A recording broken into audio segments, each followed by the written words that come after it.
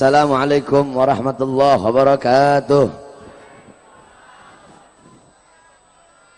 Bismillah wassalatu wassalam ala rasulillah Muhammad ibn Abdullah wa ala alihi wa sahbihi wa man walah. Yang saya cintai, yang saya muliakan, guru kita Al-Habib Ali Zaid Al-Abidin Al-Aidrus, Al-Habib Abdurrahman Al-Gadri, beserta seluruh para habaib yang lain, para kiai, para asatid, Al-Habib Yusuf bin Syah, para aparat pemerintah, para tokoh masyarakat, wabil khusus hadirin hadirat, bapak-bapak, ibu-ibu, khususnya para pemuda-pemudi sekalian, umat baginda Nabi besar Muhammad yang selalu dimuliakan oleh Allah Subhanahu wa taala. Saudara-saudara sekalian yang dimuliakan oleh Allah, qala Rasul sallallahu alaihi wasallam, hubbul watan minal iman. Nabi Muhammad sallallahu alaihi wasallam bersabda, cinta tanah air sebagian daripada iman. Betul?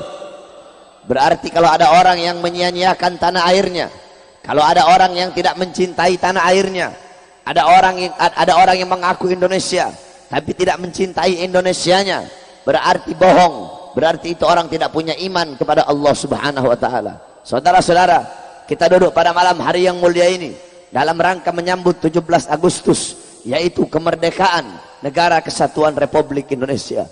Saudara-saudara, Indonesia merdeka berkat perjuangan para ulama, berkat perjuangan para habaib, berkat perjuangan para kiai, berkat perjuangan para santri, berkat perjuangan para pahlawan. Perjuangan merekalah yang menjadi sebab, yang menjadi awal bagi terbukanya pintu gerbang kemerdekaan Indonesia. Saudara-saudara sekalian yang dimuliakan oleh Allah, waktu itu belum ada tentara, waktu itu belum ada polisi, belum ada Indonesia, belum ada negara, belum ada pemerintahan, belum ada anggota dewan, belum ada presiden. Yang ada para ulama, para santri, pondok-pondok pesantren, majelis-majelis taklim, majelis-majelis ilmu, para kiai, para ulama, para santri. Mereka berjuang, mereka bersatu untuk mengusir para penjajah dari tanah Indonesia. Saudara-saudara, ulama dan santri terdahulu, malam mereka pegang polpen, malam basah diri mereka dengan air mata kerinduan kepada Allah. Itu malam mereka megang polpen, malam mereka megang pena, malam mereka megang kitab, malam basah dengan air mata kerinduan kepada Allah. Siang mereka tidak pegang kitab, siang mereka tidak megang pena, siang mereka bukan basah dengan air mata, siang mereka memegang pedang, bersimbah darah, mengorbankan jiwa dan nyawa demi kemerdekaan Republik Indonesia. Saudara-saudara, oleh karena kalian para santri-santri kita, para santri, tanamkan dalam diri kita jiwa-jiwa dan ruh para santri-santri dan ulama, para pejuang-pejuang terdahulu. Saudara-saudara, sekarang memang betul Indonesia telah merdeka. Kita telah merdeka dari Jepang, kita telah merdeka dari Belanda, kita telah merdeka dari penjajah, tapi kita belum merdeka dari 9 naga. Betul? Kita masih dijajah ekonominya. Kita belum merdeka dari para koruptor, belum merdeka dari para pemerintah kotor, belum merdeka dari para pejabat yang zalim. Kita telah merdeka dari penjajah Jepang, kita telah merdeka dari Belanda, tapi kita belum merdeka dari maksiat, belum merdeka dari mungkarat, belum merdeka dari dhalalat, belum merdeka dari sayyiat. Oleh karenanya saudara-saudara sekalian yang dimuliakan oleh Allah, khususnya para pemuda-pemudi Indonesia, berjuanglah engkau untuk bangsa, berjuanglah engkau untuk Indonesia, berjuanglah engkau untuk merah putih. Syubbanul yum rijalul ghad, pemuda masa kini adalah pemimpin masa depan. Engkau adalah ujung harapan bangsa, engkau ujung tombak bangsa, engkau adalah benteng bangsa Indonesia. Baik buruknya bangsa, baik bagusnya Indonesia, rusak atau bagusnya Indonesia ke depan, berada di tangan kalian. Kalau anak-anak mudanya baik, taat, patuh, tunduk kepada Allah, Indonesia kita akan baik, akan mendapatkan pemimpin yang baik, dan agama akan dipegang oleh orang-orang yang baik. Tapi kalau anak-anak mudanya rusak, anak-anak mudanya melacur, anak-anak mudanya narkoba, anak-anak mudanya mabok-mabokan, maka besok Indonesia kita akan rusak, besok bangsa kita akan rusak, dan negara kita akan rusak. Oleh karenanya, wahai para pemuda-pemudi Islam, wahai para santri-santri, merdekakan Indonesia dari para pejuang pejabat, dari para pemerintah-pemerintah yang kotor, dari para pejabat-pejabat yang zalim. Saudara-saudara, para pahlawan zaman dahulu, mereka mengorbankan jiwa dan nyawa untuk memerdekakan bangsa. Kalau pejabat-pejabat sekarang mereka mengorbankan bangsa, mengorbankan negara, mengorbankan rakyat demi kepentingan perut dan partainya, betul? Pahlawan zaman dulu mereka mengorbankan jiwa, nyawa, darah, harta untuk memerdekakan bangsa. Pejabat-pejabat sekarang mereka bukan berkorban untuk negara, tetapi negara yang mereka korbankan untuk urusan perutnya. Bangsa yang jadi korban, rakyat yang jadi korban, Indonesia yang jadi korban. Mereka hidup senang, mereka hidup kenyang, rakyat mati kelaparan, rakyat susah, rakyat menderita. Oleh karenanya, wahai para pemuda-pemudi Indonesia, sekarang bukan saatnya bagi kalian untuk bermain-main, bukan saatnya bagi kalian untuk bercanda-bercanda. Sekarang saatnya bagi kita untuk bangkit. Kenapa? Karena kalian satu-satunya, kita para santri, para pemuda-pemudi Islam yang tidak bisa dijual, tidak bisa dibeli oleh orang-orang Cina, tidak bisa dibeli oleh orang-orang komunis, tidak bisa dibeli, tidak bisa disogok oleh para taipan-taipan. Presiden bisa mereka beli. Bagi orang-orang yang ingin merampok harta rakyat, bagi orang-orang yang ingin merusak Indonesia, presiden bisa dibeli, tentara bisa mereka beli, polisi bisa mereka beli, menteri bisa mereka beli. Tetapi mereka lupa, mereka lalai bahwasanya di tanah Indonesia masih tegak berdiri kami para pemuda-pemudi Islam, kami para santri-santri. Demi Allah kami bersumpah, demi Indonesia, selama kami masih tegak berdiri di tanah Indonesia, kami bernafas di tanah Indonesia, maka selama itu juga kami tidak akan pernah bisa dibeli sampai hari kiamat. Yang hak kita sampaikan hak, betul. Yang benar kita sampaikan benar, betul. Oleh karenanya sampaikan kebenaran. Afdalul jihad kalimatu haqqin wa fi riwayah kalimatu adlin inda sultanin jair. Jihad yang paling utama, jihad yang paling bagus, jihad yang paling baik adalah menyampaikan kebenaran kepada para pejabat-pejabat yang zalim. Oleh karenanya wahai para pemuda-pemudi Islam, jangan pernah engkau takut bersatu, berkorban untuk Indonesia ke depan, agar besok 2019 kita mendapatkan pemimpin yang baik, pemimpin yang adil, pemimpin yang amanah. Berjuanglah, merdekakanlah Indonesia. Wahai Indonesiaku, wahai para pahlawanku yang telah berjuang untuk Indonesia, wahai Bung Karno, hai Bung Karno, hai Bung Hatta, dengarkan kami rakyatmu. Wahai Bung Karno, wahai Bung Hatta, wahai Jenderal Sudirman, wahai Kapten Pattimura, wahai para pahlawan-pahlawan Indonesia, kalian berjuang untuk bangsa, kalian mengorbankan jiwa kalian untuk merdekanya Indonesia. Tetapi coba kalian lihat pejabat-pejabat sekarang, bukankah kalian berkata bahwasanya kalian titip ini negara, kalian titip ini negeri, kalian titip ini bangsa kepada mereka, tetapi mereka yang kalian berikan amanah, mereka khianat. Wahai Bung Karno, dengarkan suara kami rakyatmu dari dalam kuburmu. Wahai Bung Karno, engkau punya anak Megawati. Bung Karno, dia berkata bahwasanya dia tidak butuh kepada Islam, dia selalu menyerang Islam, dia ingin memenjarakan para ulama. Wahai Bung Karno, dengarlah suara kami rakyatmu, suara rakyat, suara Indonesia, suara merah putih. Wahai para pahlawan, pejabat-pejabat sekarang, mereka hidup tenang, hidup nyenyak, hidup senang. Mereka tidur di atas kasur-kasur tinggi bagaikan kaisar, mobil mereka mewah, rumah mereka besar. Padahal kalian berjuang mati-matian, kalian berdarah, kalian berkeringat untuk bangsa dan negara. Tetapi coba kalian lihat, mereka orang-orang yang mengaku sebagai penerus kalian, mereka pejabat-pejabat sekarang, mereka biarkan rakyat kelaparan, mereka biarkan rakyat mereka pengangguran, tenaga kerja mereka impor dari asing, utang semakin banyak, mereka jual bangsa, mereka jual rakyat, mereka jual aset-aset negara, mereka jual kekayaan alam Indonesia. Wahai Indonesiaku, wahai merah putihku, demi Allah, bebaskanlah dirimu. Wahai merah putih, bebaskanlah dirimu dari maksiat, dari mungkarat, dari para koruptor, dari para pejabat-pejabat yang zalim. Wahai Garudaku, merdekakanlah dirimu, bebaskan dirimu dari cengkraman sang naga. Wahai Garuda, terbanglah engkau meninggi di tempat yang tinggi, tunjukkan keperkasaanmu. Wahai Garuda, engkau dibuat oleh Sultan Syarif Hamid Al-Ghadri sebagai lambang keperkasaan, sebagai lambang kekuatan, sebagai lambang yang tinggi.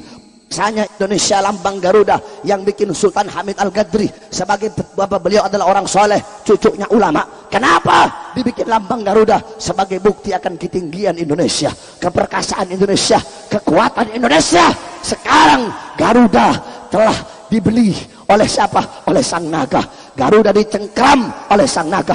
Oleh karenanya kita pemuda-pemudi Islam harus kita bebaskan Garuda kita, Indonesia kita, merah putih kita dari para taipan-taipan kotor yang bisa membeli aparat-aparat pemerintah. Wahai merah putihku, wahai merah putihku, kami anak-anak bangsa, malam hari ini kami merayakan 17 Agustus. Kami bersumpah, kami Allah, selama darah kami masih merah, tulang kami masih putih, merah putih, maka selama itu juga kami akan terus berjuang mengorbankan jiwa dan nyawa kami untuk bangsa dan rakyat Indonesia. Saya tanya semua pemuda-pemudi Islam yang hadir di sini, siap hancur demi Indonesia? Jawab yang keras, siap hancur demi Indonesia? Siap binasa demi Indonesia? Siap susah asal bangsa senang? Siap susah asal bangsa senang? Siap jatuh miskin asal bangsa kaya? Siap jatuh miskin asal bangsa kaya? Siap mati asal bangsa hidup? Siap berdarah? Siap hancur? Siap berkorban? Allahu Akbar, Allahu Akbar. Indonesia merdeka, merdeka, merdeka, merdeka. Seperti inilah cara mengenang jasa pahlawan. Seperti inilah cara merayakan bersyukur dengan hari kemerdekaan. Ini banyak orang-orang sekarang mengenang jasa pahlawan gini doang. Ngapain?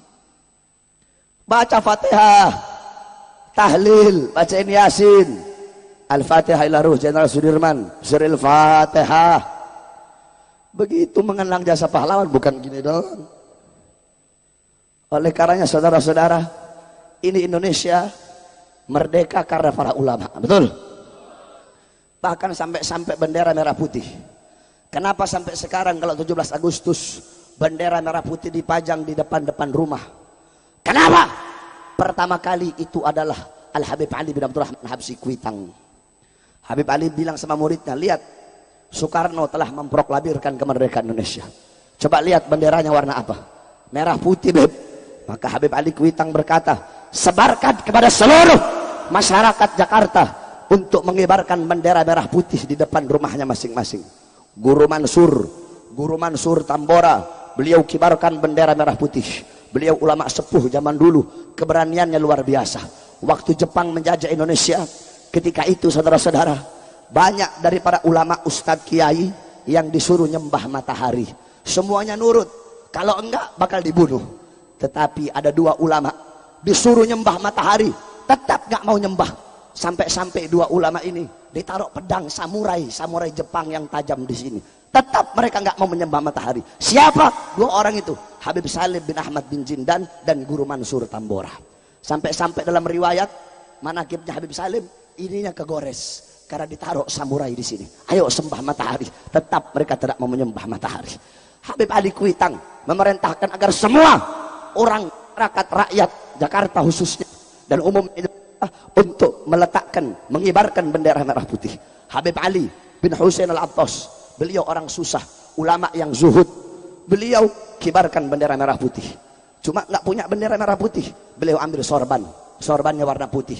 Dicari-cari sorban merah nggak ada, adanya gordeng, diambil tuh gorden merah, dijahit jadi merah putih, dikibarkan depan rumahnya. Habib Salim bin Jindan, depan rumah ditaruh merah putih. Datang orang tanya, Habib, ngapain kok taruh bendera merah putih? Udah, kamu jangan banyak tanya, ikut pakai, taruh, bikin bendera merah putih depan rumah kamu.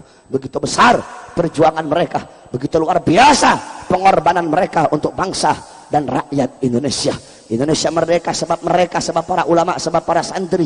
Tetapi sekarang mereka para pejabat-pejabat zalim, pejabat-pejabat kotor yang merasakan menghirup kemerdekaan dengan sebab perjuangan para ulama, justru mereka menangkap para ulama, menghinakan para ulama. Oleh karenanya ini Indonesia negeri keramat. Di dalam perut Indonesia ditanam, dalam perut Indonesia banyak para wali-wali Allah yang terkubur dalam perut Indonesia. Makanya Indonesia, kalau ada yang mau hancurkan Indonesia, akan Allah hancurkan lebih dahulu. Ada yang mau macam-macam sama Indonesia, akan Allah hinakan dia lebih dahulu. Mudah-mudahan Allah jadikan Indonesia negara yang baik. Allah berikan pemimpin yang baik, pemimpin yang adil.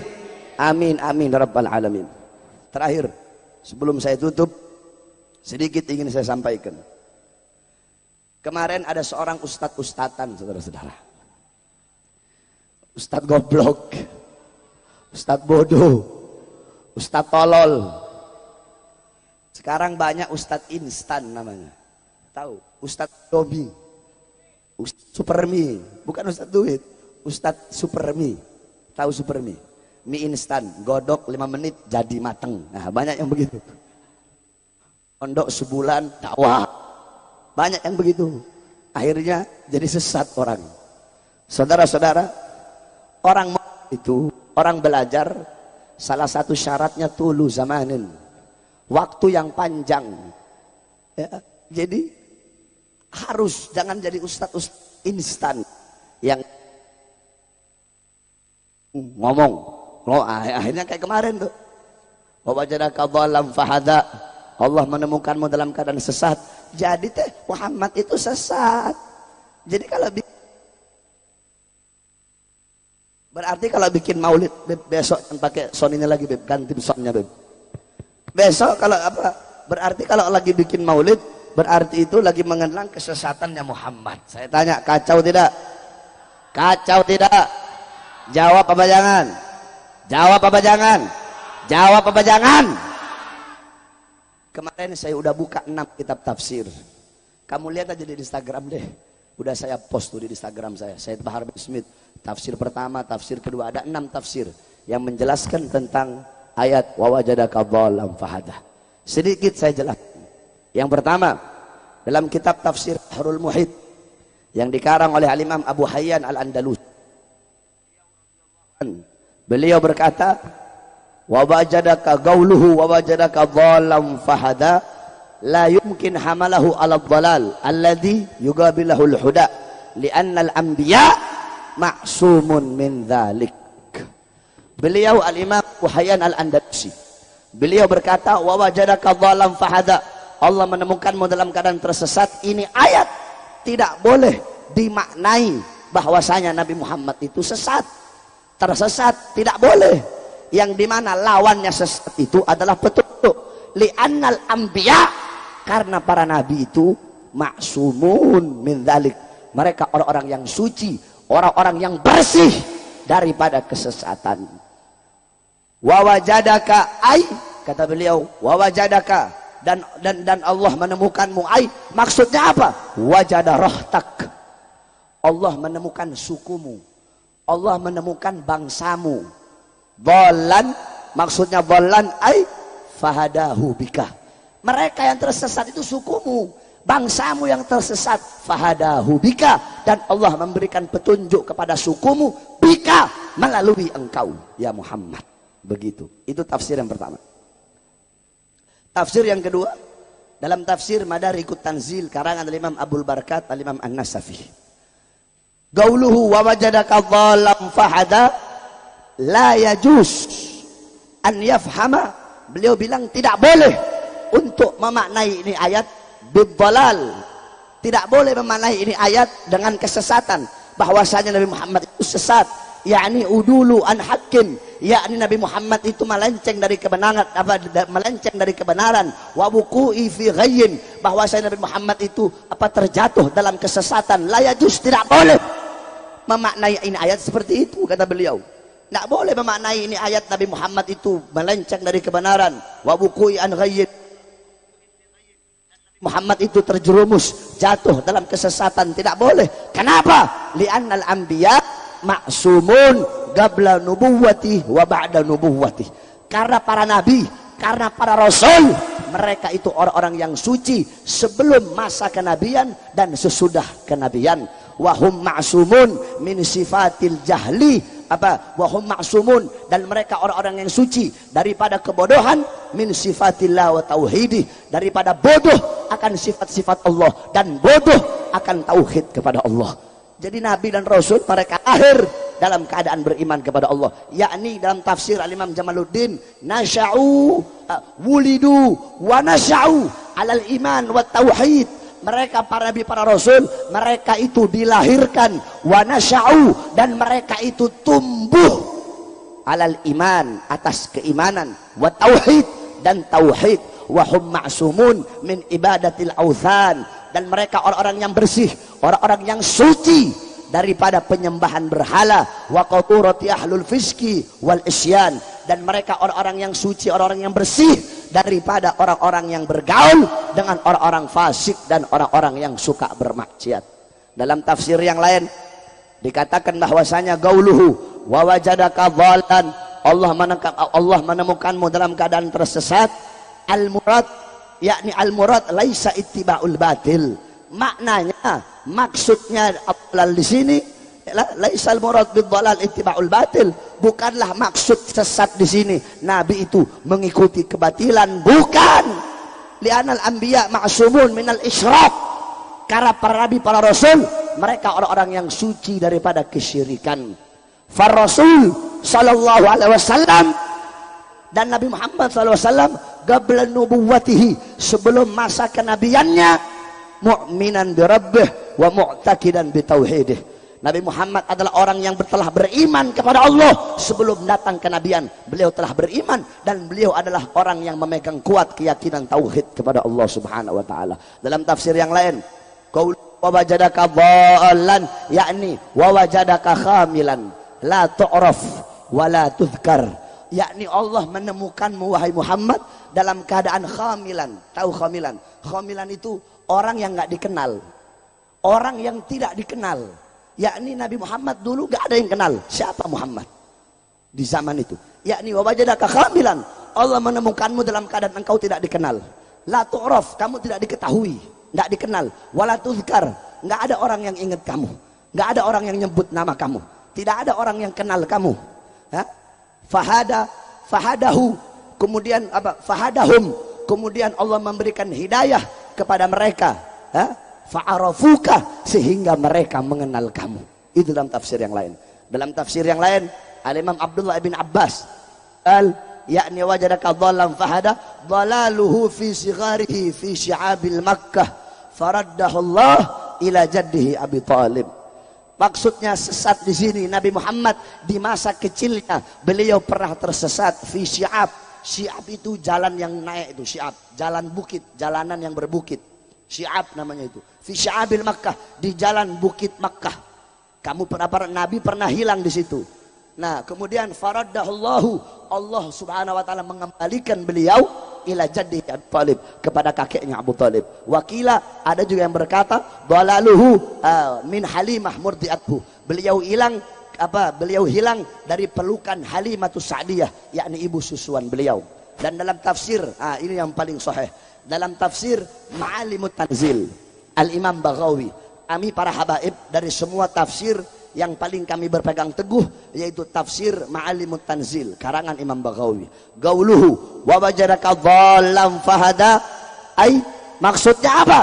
Diceritakan kamagala Sa'id ibn Musayyib, sebagaimana berkata Sa'id ibn Musayyib, karena Rasulullah sallallahu alaihi wasallam, ada pada satu waktu Nabi Muhammad SAW kharaja ila Syam, beliau keluar ke Syam bersama pamannya yaitu Abu Thalib, fi qafilah Maisarah ghulamul Khadijah.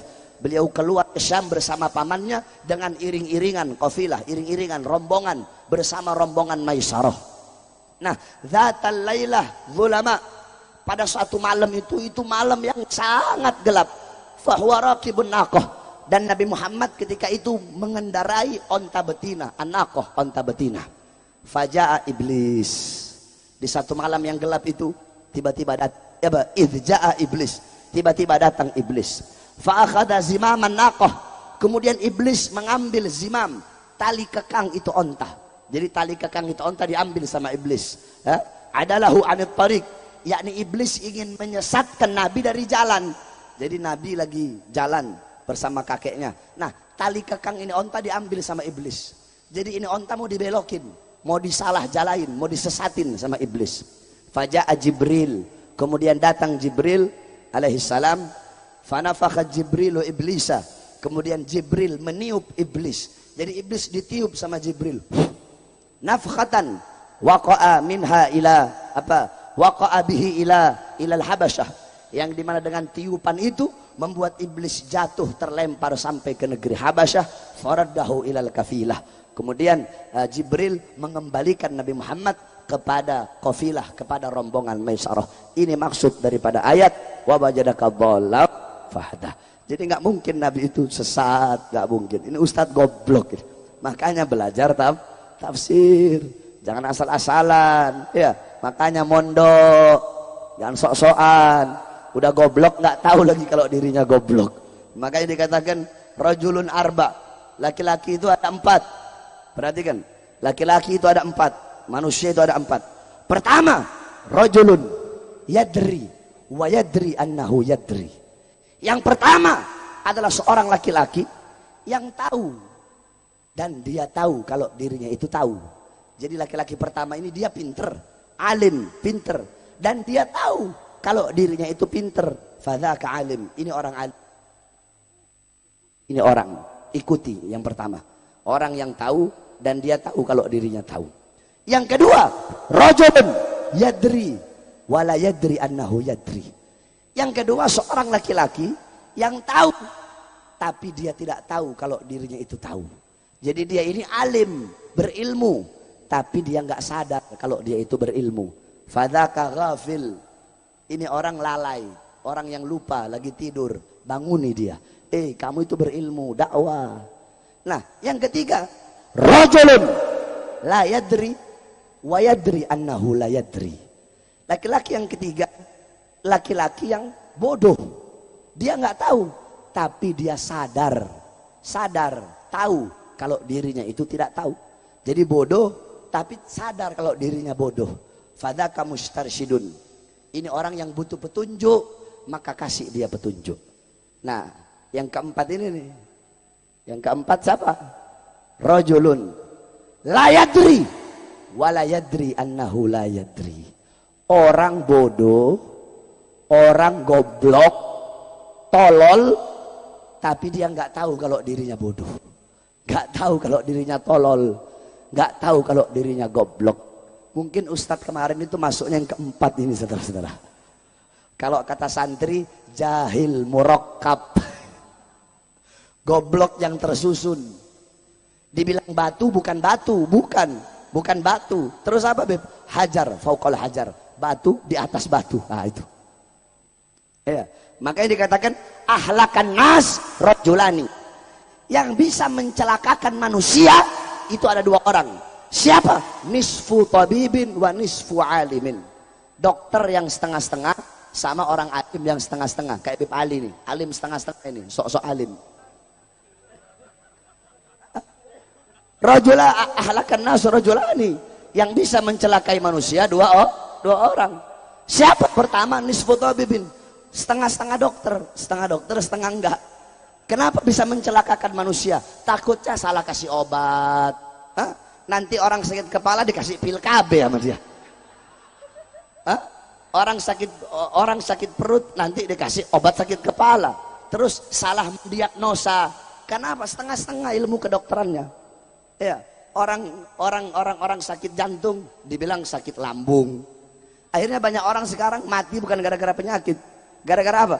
Gara-gara kepikiran. Padahal dia nggak sakit. Berapa banyak dokter-dokter yang tukang bohong. Ya. Perempuan harusnya hamil bisa normal, cuma dibikin jadi sesar. Banyak terjadi.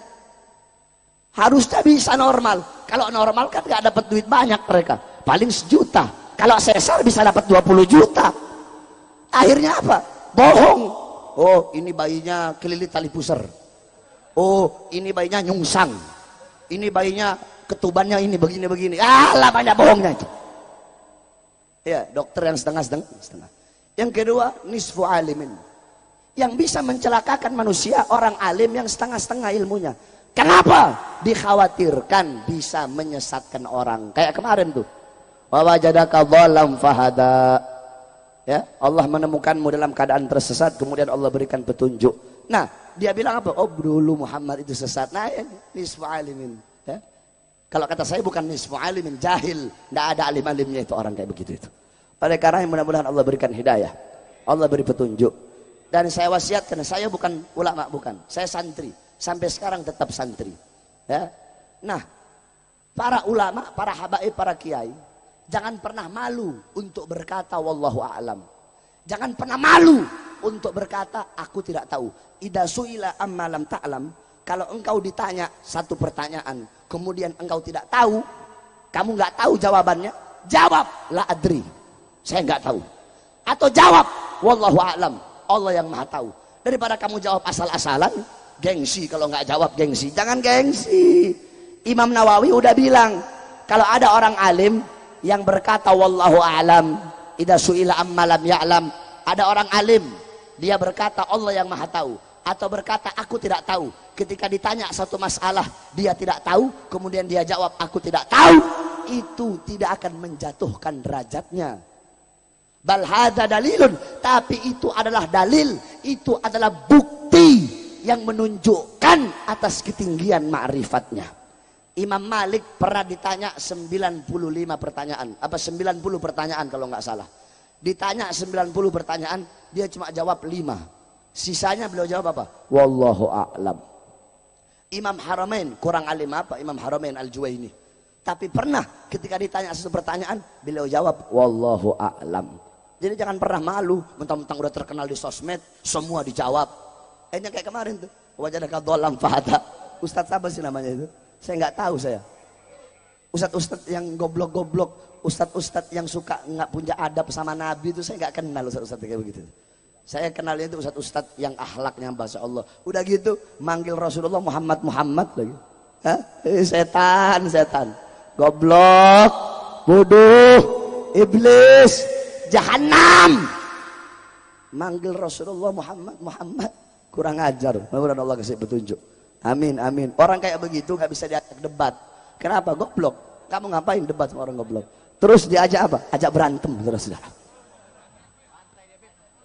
Mudah-mudahan Allah panjangkan umur guru kita Habib Ali Al-Idrus, Habib Yusuf bin Syahab, beserta para habaib yang lain. Amin ya rabbal alamin. Rabbi fanfa'na bi barakatihim wa ahdina al-husna bi hurmatihim wa amitna fi tariqatihim wa ma'afati min al-fidani wa sallallahu alaihi wasallam Muhammad wa ala alihi wasahbihi wa barik wasallam. Alhamdulillah rabbil alamin wal 'afwu minkum wassalamu alaikum warahmatullahi wabarakatuh.